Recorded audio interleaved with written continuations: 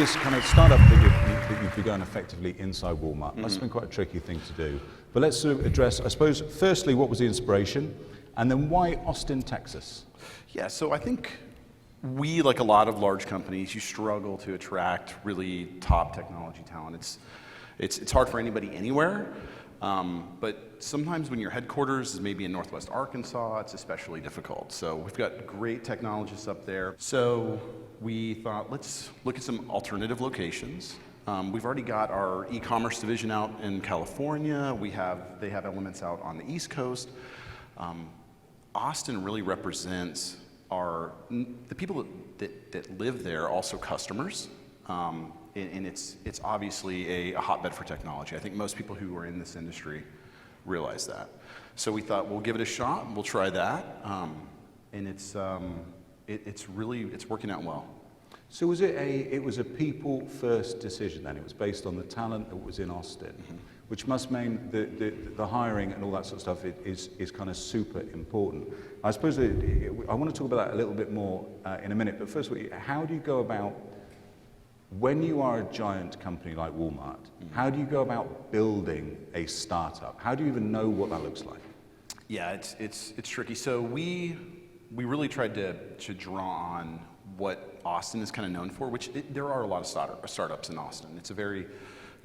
Every major tech player is there, but it's an extremely vibrant startup community, and we wanted to kind of tap into that and leverage that. So I think we spent time at a startup incubator there first, got to see how these companies were kind of building a corporate culture from the ground up, and we went after that. And so we went after a very kind of hip, there's a little bit of a view of our office, but this kind of like cool, funky industrial location.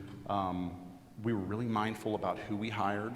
We over-index on culture. Culture fit is super important. I've talked to several people out here tonight about that.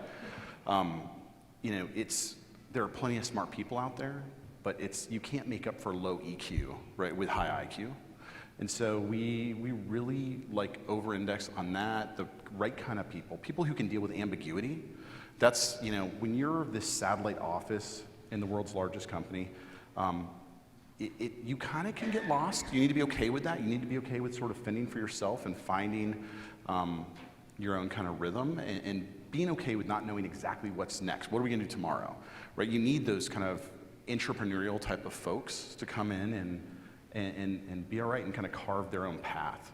Yeah, but how do you, so I suppose the question has to be, so I get it once it's got momentum, but how do you get the first people? How do you get those good people who are in startups and you say, hey, want to come and work for Walmart? That was hard. That was, to be totally honest, our first hires were the hardest. They're kind of like, okay, Walmart, everybody knows Walmart, but it's like, what are you guys really doing here? Are you serious about this? Are you going to really invest in Austin and build this office? So the first few are just, you really have to pound the pavement and go after some really good hires. And then once you can kind of land those first really kind of amazing people, it gets easier and easier. But going after the first few was challenging for sure. You've got to be able to tell a really compelling story. You have to be able to share some of the technical challenges. Like anybody who hires technologists, that they just want, the really bright people want to work on really challenging, really difficult problems. And if you can articulate that to them, you can expose that opportunity. And in a company like ours, it's like data scientists, right? We've got just tremendous amounts of data, which is something our office really focuses on, is data sciences, natural language processing. Once you can kind of get that across to people, they see the opportunity and they're sold. And what about that? In the roundtable earlier, I can't remember if it was you or the lady said, the problem with having poor EQ or bad cultural fit is that in a small room, the wrong person really stands out. Yeah. So what does that cultural process look like? What is it actually like in the recruitment stage? What are you looking for? And then after month 1, after month 3? Well, yeah, so we've learned along this last about 18 months just how we really have to nail the culture fit. And so we spend about a third of our interview process just in pure culture fit. So I have a couple of people on my team that are, we have a community and operations manager who is just, he's amazing at sussing out what's the right kind of fit for our office. He honestly has, I would say, I give him more of a say in who we hire than I actually get. Because it's so, when you're an office of 70 people, that one person can derail things, monumentally. It can be very, very bad. And then how, I suppose, the other way then is how do you get diversity rather than just having this, this very niche idea of what this is? Mm-hmm. Because you do need people, I guess, especially with what you're trying to do, that will stretch the box a little bit and kind of kick back occasionally. So, again, what does that look like? Getting diversity specifically? Well, no, but sort of, I suppose, getting people making sure that you're not replicating a perfectly diverse, that everything's not cookie cutter. Yeah. Well, so one of the things we do, when we chose our office, we were super mindful about, it needs to be downtown Austin, where it's it's startup heavy, it's also very meetup heavy. So we invest a lot of time and energy in bringing community meetups and events. So we're, like everybody, we're trying to have a diverse workforce, and so we'll do things like Women Who Code. We have a monthly meetup with them, and other, I would say, underrepresented minority technology groups. We open our doors to all of them. We'll pay for food, drink, that kind of thing, but really we just want to get those technologists in the door, because once they actually come in and see the culture, the environment we've created, they meet some of our technologists who are just, some of the best in the world. They're sold. We have a line after every meetup of people who are standing there and want to see what an opportunity at Walmart technology looks like. And then I suppose that there's two sort of big questions, I think, for innovation. One is how do you fund it? Mm-hmm. And the other is how do you get it to scale? How do you get back into Walmart? Yeah. Once you've got it in this lovely little lab and it looks beautiful, but how do you get in? But let's start with funding. Mm-hmm. So innovation is, teaching everyone to suck eggs, but clearly it's experimentation. It doesn't make money. You're not guaranteed ROI on every single thing you do. Yeah. How do you get funding for what could be perceived as messing around? Yeah, that's a great question, and I think that came up in our roundtable this evening. Is you're dealing, Walmart is a very, very, our margins are very thin. You need to return money to the bottom line. You need to save money if you want to get things done. So you have to look for opportunities. So we do this in almost every product or project that we do. We look for an opportunity to return value to the business, either the same quarter or certainly within the fiscal year. But we kind of take that and the funding that we get to do, Project X that will have a 10x return. While we're doing that, we're building a bigger solution. So we've built a natural language processing platform. We had a very specific business case in mind for our finance group. And while we did that, we really thought about what is a bigger platform? How do we make this thing over the next year or 2 years? How does this become something that really moves the needle for the company?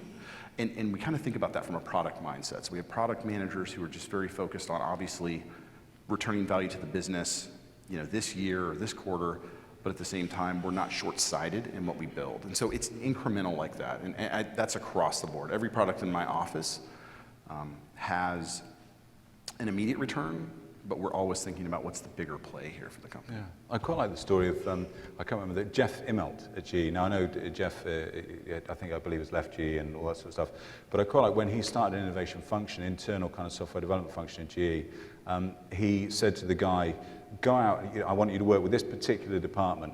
For every dollar you save them, you can have 50 cents, and that's how you fund your growth within the company. And that felt like quite a good, it's difficult to say because Jeff's now left the company, but that felt like quite a good, solid thing to do. Yeah, no, that would be amazing if we could actually. Oftentimes, the work we're doing, it benefits. We're kind of a shared service. We're the enterprise IT shop for Walmart. So I'm saving the people systems, group money, or I'm saving the finance. That doesn't hit my cost center or my CIO's necessarily budget. So. That would actually be tremendous. If I could get them to invest half of every dollar that I save the company, that would be amazing. Yeah, would they have that for free? Yeah. But do consider what happened to Jeff. And then we talk about how you get to scale. So you're in this lovely, funky little warehouse in Austin. You're doing amazing things, but you've got to get it back into the. So, what does that education? Because that must be a real challenge. You do something, you think it's good. How do you get it back into this behemoth that is Walmart? Yeah, it's tricky. This is a major departure from what we've kind of historically, how we've operated. So, in a little bit, so I spent 4 years working for the company up in the headquarters in Arkansas, and then returned back to Austin.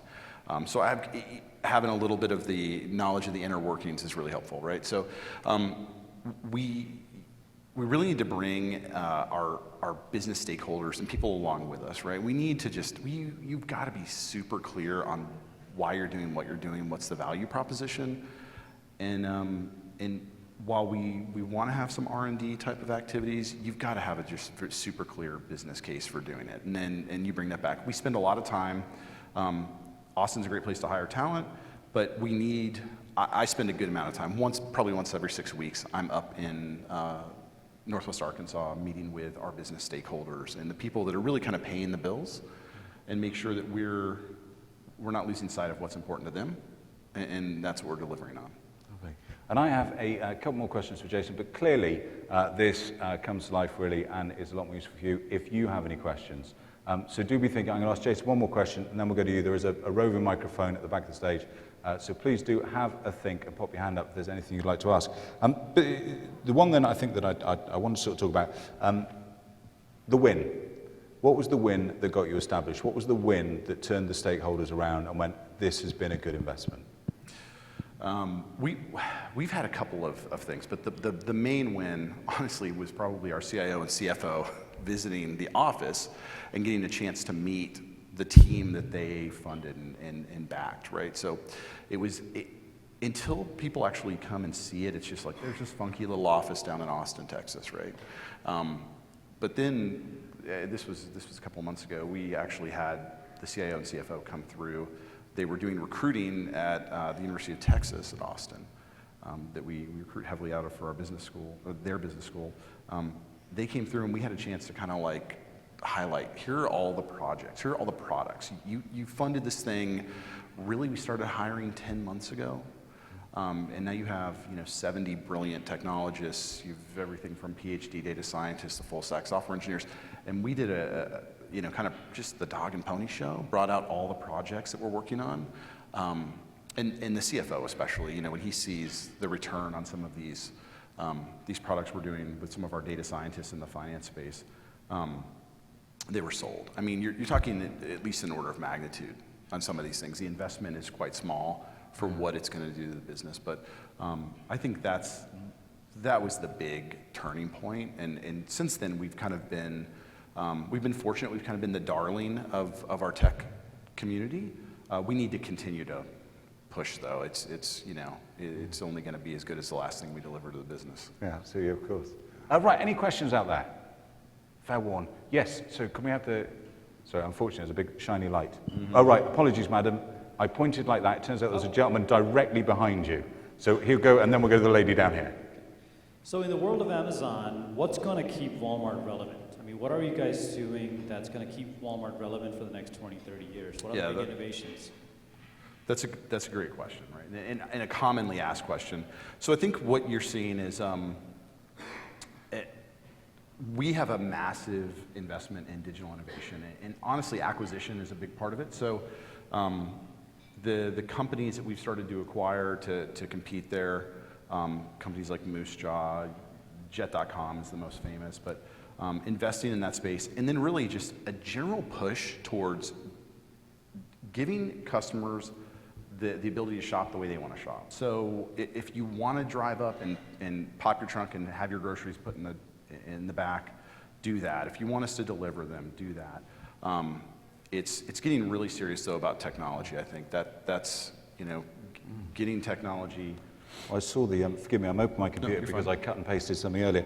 But Walmart reported its earnings today, and e-commerce growth of 40% in the second quarter, and analysts expect the same or better in the third, and also anticipated a jump in same-store sales thanks to increased customer traffic. So you're doing something right. It's amazing. It really is. In the 6 years I've been with the company, it's a dramatic change. So not only, it's not like you can kind of bail on the brick and mortar commerce to go and invest in e-commerce. You have to do both, right? And I think that's a great example of that. So our store leadership is investing in better stores, better shopping experiences, cleaner stores. And then our e-commerce team is just, I mean, they're killing it. They're investing, rapidly in technology. And we'll go to this lady here, Kate, if you can. But just briefly, did you need Amazon? Amazon been good for you, ultimately? Give you a kick up the arse? Oh, I think so. I think anybody who sells anything these days is dealing, I mean, it absolutely makes everybody step up their game. Yeah. I mean, there's a tendency towards complacency, I think, in any industry. So, yeah. I mean, Amazon, they're tremendous e-commerce. I have this theory. I went to a finance conference, and all these banks were really worried about if Google or Amazon or Facebook did a bank. But they were so worried about it that they weren't doing anything. And I said, you know what, it'd be better for you if they did, because then you'd have an enemy to fight. You'd know what it looked like. You could react to it. But it's more about you being concerned. Madam, anyway, I'm waffling. Please. Thank you for sharing your story. I think it's pretty interesting. So, you said it's a shared service, and it's a great example of a micro-organization working within a large organization. How big do you think this organization, Austin, is going to scale? It's about 70, you said today. Yeah. And do you foresee at some point this organization actually bringing about a reverse cultural change which will probably impact how Arkansas works? Yeah, I think that it's, I think that Texas in general will be a significant place that Walmart invests in terms of their technology teams. I am one of essentially 3 offices in the state. Austin, I have line of sight. We're expanding, we're doubling capacity right now, so I have line of sight to about 130-ish people. We have a pretty, it's recently been published, but a partnership with Microsoft. We're actually co-locating with them as well. So I think it's going to be a significant, I don't know the exact number. I'd like to see it obviously get, substantial, right? So it's 130 easily, and I think it'll be bigger than that. I really do. I think that the success we're seeing is really, I think it's impressing a lot of our leadership, and it's happening a lot faster than we ever anticipated. So we thought we might have 50 people by the end of this year. We've actually had to slow hiring because we're bursting at the seams until we are able to physically expand. So it's the quantity and quality of talent in the Austin market is really impressive.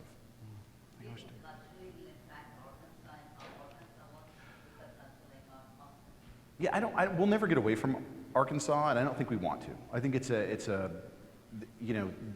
we didn't get to be a $500 billion company, through people not knowing what they're doing up in Arkansas. It's a great place. I mean, having lived there, it's wonderful.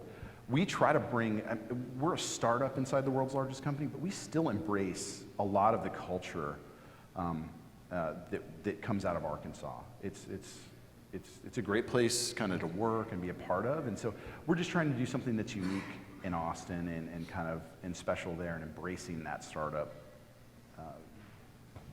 And do you know what, madam? I'm 46 years old, and I've only just realized it's not Arkansas. So thank you very much indeed for that. Yes, gentleman over there, and then we'll get to you, sir. Hey, yeah, I also always thought it Arkansas, because I'm not from this country, so for me it was always that. I'm on board with you on that. So first of all, I want to really thank you for the shopping experience you created at Walmart, because I live in New York City. We don't have all those fancy BJ's and Costco. I only use Walmart. Much better UI, much better UX, much better awesome. Experience, and no complicated delivery options as Amazon. So I really love it. Thank you. So my question is, and I work with a lot of clients, we provide consulting services to them, and a lot of them want to build a team without actually hiring people full-time. So you said that 80% of the team is outsourced, if I heard it correctly. So how do you solve that problem of bringing people on board who are not like full-time, maybe they're consulting or you're outsourcing some workforce, embedding them in the team and make them actually commit and become a part of a team and really care about the product? So yeah, 80%, we were sort of born, our office was born out of the fact that 80% of our team were outsourced. So when you would have thousands of people every week that fly into Bentonville, Arkansas on a Monday, and they fly out on a Thursday or Friday. So that was the challenge for us, is that we had a large amount of outsourced tech talent, and kind of an unacceptably high risk, I would say. So that's where we started to look at locations like Austin. We still have that, though. I mean, so to answer your question about how do we incorporate them, at least for my team, so the Microsoft, let's use that as an example. We're solving problems as if we're one company, and both companies are aligned to that same vision. So we look at, if we need to go move a bunch of legacy applications to the cloud, how do we do that as if we're all wearing the same badge and not, I'm paying you a bunch of money, Microsoft, to use your cloud and for your professional services. It's everybody's invested. And it's kind of like there's not really a tolerance for suppliers and partners that don't share that kind of mindset. Okay, I think we had Kate. We'll just take this gentleman here. Sir, he's on the table next to you. Ask him afterwards. It's a great story. You mentioned that you built an NLP engine. Uh-huh. So is your vision to actually take that to market in the retail space, or do you have things like that you're thinking of? Or? That's a good question. I mean, why not commercialize your in-house built solutions? So, yeah, if I have my druthers, absolutely. I think we're building things that at our size and scale they don't exist in the market today. And yeah, so that's a very insightful question, yeah. Looking forward to it. We have one last question. I'll ask the question that everybody wants to ask, but no one has. So super glad that you're doing really well. It's amazing. Congratulations. I'd love the Mike Tyson quote. When somebody said, he interviewed someone who was going to fight Mike Tyson, and they said, Mike, I've spoken to this guy. He says he's got a plan to beat you. And Mike says, everyone's got a plan until I punch him in the face. So what is, when the rubber hit the road, yeah. Looking back, there must be something you want to do differently. What's the thing?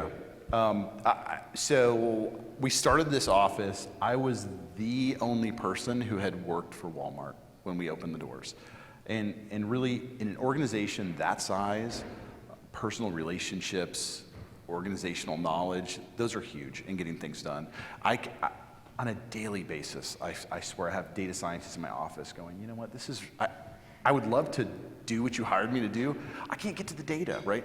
And so you need people who know the organization, have those relationships to help. So a high-performing team like this will do, so much better if you've got a few people you kind of seed that location or office with or team with that know the company, know the corporate culture, and can help them navigate. I'd say that's my number one lesson learned. Thank you much, Steve. Ladies and gentlemen, Jason Norris. All right. Thank you, Jason. Much appreciated.